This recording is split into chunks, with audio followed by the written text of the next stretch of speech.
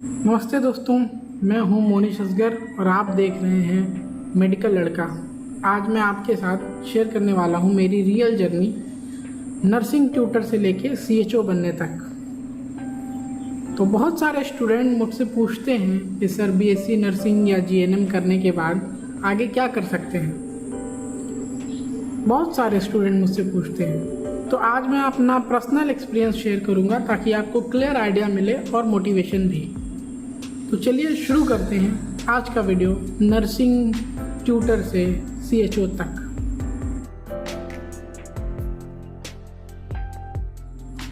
मेरी nursing journey एक simple dream के साथ स्टार्ट थी, हेल्थ फील्ड में कुछ मीनिंगफुल करना है। बीएससी नर्सिंग कंप्लीट किया मैंने 2022 में और रिज़ल्ट आने में करीब 2023 हो गया था। उसके बाद मैंने काम किया रोटरी अम्बाला कैंट में एज ए स्टाफ नर्स, 6 महीना काम किया। वहाँ से मेरे एक मित्र थे रामाशीष कुमार, उन्होंने मुझे बुला लिया मधुबनी मेडिकल कॉलेज में एज ए नर्सिंग ट्यूटर। तो एज ए नर्सिंग ट्यूटर में मैंने करीब 1.5 साल काम किया। फिर वहाँ के बाद मुझे एक यूनिवर्सिटी में नर्सिंग ट्यूटर के रूप में काम करने का मौका मिला। वहाँ मैंने community health Gopal Narayan Singh university में एज ए कम्युनिटी के डिपार्टमेंट में मेरा प्लेसमेंट हुआ। वहाँ मैंने community health nursing, neurology, nursing foundation जैसे सब्जेक्ट्स पढ़ाए और मुझे लगा कि इन सब के दौरान भी मैं अपनी स्टडी को रूटीन में रखता था। धीरे धीरे मुझे पता लगा कि नर्सिंग सिर्फ थ्योरी नहीं है बल्कि एक आर्ट है लोगों के दिल और माइंड को हील करने का। ऐसे वैसे जर्नी की शुरुआत थी और जर्नी चलती गई। फिर लेकिन अंदर ही अंदर ना काम करते वक्त भी अंदर ही अंदर ना एक डिज़ायर था कि मैं सिर्फ गोपाल नारायण सिंह यूनिवर्सिटी के क्लासरूम तक लिमिटेड नहीं रहना चाहता था। मुझे था कि इन सब कारपोरेटर से मुझे निकलना है और अगर जॉब ही करनी है ना तो कोई गवर्नमेंट ही जॉब में जाना है। इसी दौरान मेरा एमएससी नर्सिंग करने का भी प्लान बना।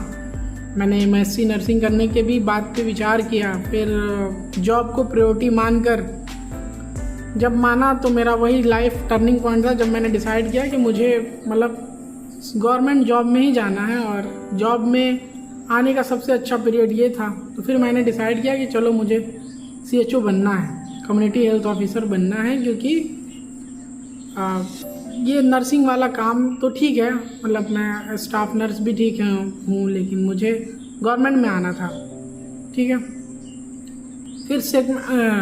फिर सीएचओ कैसे बने हैं? तो सीएचओ बनने का प्रोसेस सिंपल है लेकिन थोड़ा सा डेडिकेशन चाहिए। सबसे पहले मैंने एलिजिबिलिटी चेक की कि योग्यता क्या चाहिए। तो योग्यता में उन्होंने बताया कि नर्सिंग डिग्री होनी चाहिए, या आपने जीएनएम किया हो या आपने बीएससी नर्सिंग किया हो, और इसके बाद सीसीएच का सर्टिफिकेट होना जरूरी है।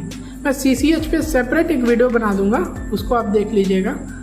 सीसीएच होना ज़रूरी था। तो मैं जो हूँ पास आउट था बहुत पहले का, 2022 का। तो इत्तफाकन हमें सीसीएच करने के लिए अलग से कहीं नहीं जाना पड़ा, हमारी डिग्री में ही सीसीएच थी।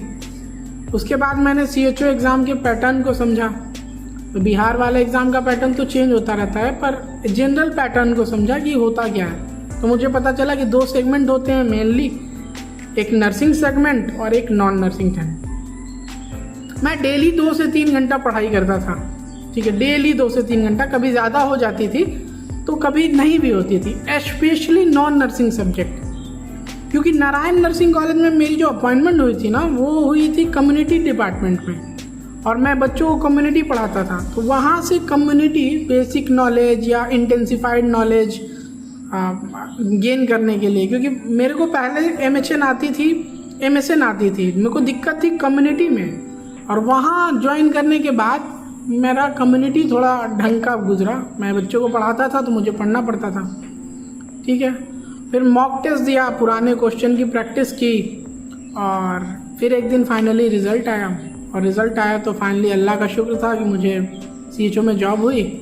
जॉब के बाद जो प्रोसेस होता है उसके लिए मैं एक सेपरेट वीडियो बनाऊंगा कि डीवी कैसे होता है, क्या क्या सावधानी बरतें। और फाइनली फिर जब 18 तारीख को लिस्ट आई कि कहाँ कहाँ ज्वाइनिंग होना है, तो मुझे किशनगंज मिला और मैं अभी सीएचओ के पद पर कार्यरत हूँ।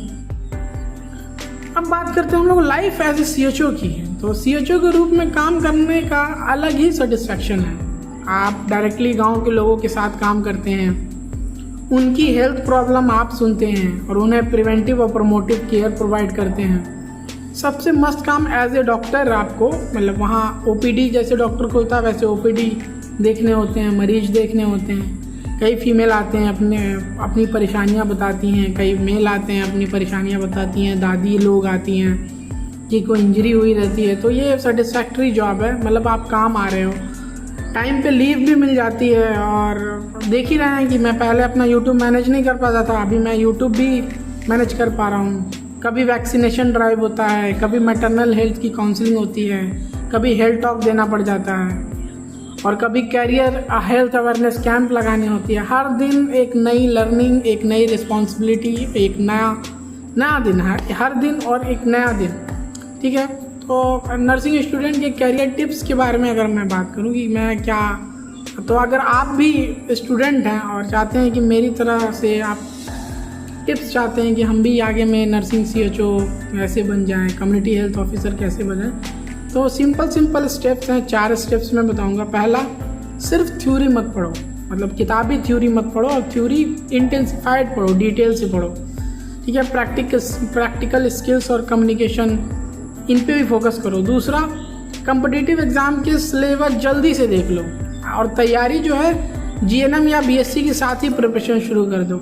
इसके लिए मैंने पीछे एक वीडियो डाला है, मैं यहाँ पिन कर दूंगा, आप या नीचे कमेंट में जाके वो वीडियो देख सकते हैं, कॉम्पिटिटिव तैयारी शुरू कब करनी चाहिए और क्यों करनी।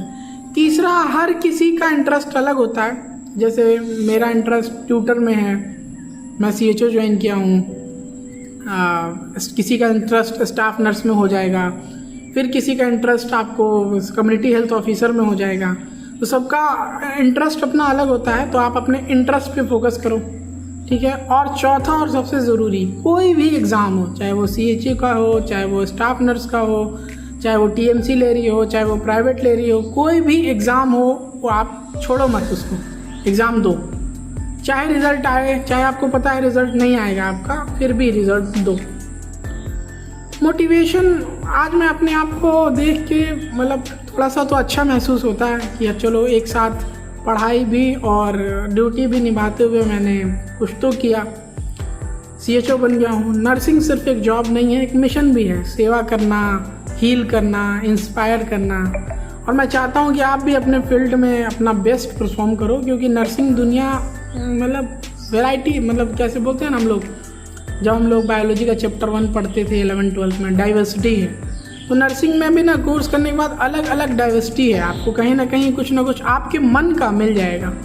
ठीक है, तो अगर आपको मेरी जर्नी पसंद आई तो वीडियो को लाइक कीजिए, शेयर कीजिए, और मेडिकल लड़का चैनल को सब्सक्राइब ज़रूर कीजिए, और कमेंट में लिखिए आपका जो भी एम हो। जैसे मेरा था CHO बनना, मैं बन गया, तो लिखिए I will become a CHO। Comment में ये भी लिखिए कि I will become a government nursing officer, I will become an AIIMS nursing officer. आपका जो गोल है वो कमेंट में निकले, मैं हर कमेंट को पढ़ता ज़रूर हूँ, हो सके नेक्स्ट वाली वीडियो में आपको शूट आउट मिल जाए। बस इसी के साथ मिलते हैं नेक्स्ट वीडियो में, तब तक keep learning, keep growing, and this is medical लड़का, नर्सिंग सिंप्लीफाइड।